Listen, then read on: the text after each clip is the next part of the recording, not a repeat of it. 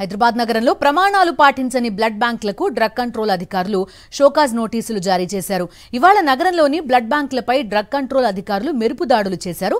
9 blood బ్యాంకుల్లో ఆకస్మిక సోదాలు నిర్వహించారు. రక్త సేకరణ, నిల్వ, పరీక్షల్లో లోపాలను గుర్తించిన అధికారులు 9 బ్లడ్ బ్యాంకులకు షోకాజ్ నోటీసులు ఇచ్చారు.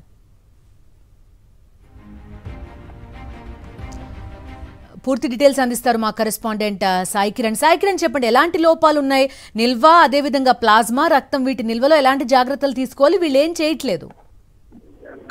వీళ్ళు అయితే బ్లడ్ బ్యాంక్ సంబంధించి రక్త సేకరణ కావచ్చు, వాటి ప్రాసెసింగ్, ఆ తర్వాత అవి కొంతమంది వ్యక్తులకు అధిక రేటుకు కూడా అమ్ముతున్నట్టు గుర్తించారు. అటువంటి వాటికి సంబంధించి 9 బ్లడ్ బ్యాంకుల పైన తెలంగాణ డ్రగ్ కంట్రోల్ అడ్మినిస్ట్రేషన్ అధికారులు మెరుపు సోదాలు చేశారు. దాదాపు 9 బ్లడ్ బ్యాంకులకు సంబంధించి మలక్పేట్, చైతన్యపురి, లక్డికాపుల్, హిమాయత్ వివిధ చోట్ల ఉన్నటువంటి వాటి మీద సోదాలు నిర్వహించి అక్కడ ఉన్నటువంటి ల్యాబ్స్ ను గుర్తించి వాటికి షోకాజ్ నోటీసులు జారీ చేశారు. ఇప్పటికే చాలా చోట్ల కూడా బ్లడ్ తో, రక్తంతో వ్యాపారం చేస్తున్నటువంటి కొన్ని అనధికార బ్లడ్ బ్యాంకులకు సంబంధించినటువంటి వాటిపైన కూడా చర్యలు కూడా జరిపిస్తున్నారు డ్రగ్ కంట్రోల్ అధికారులు.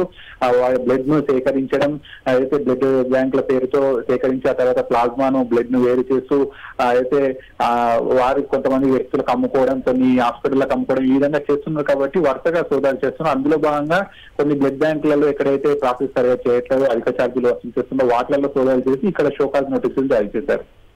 Okay Sai Kiran, thank you.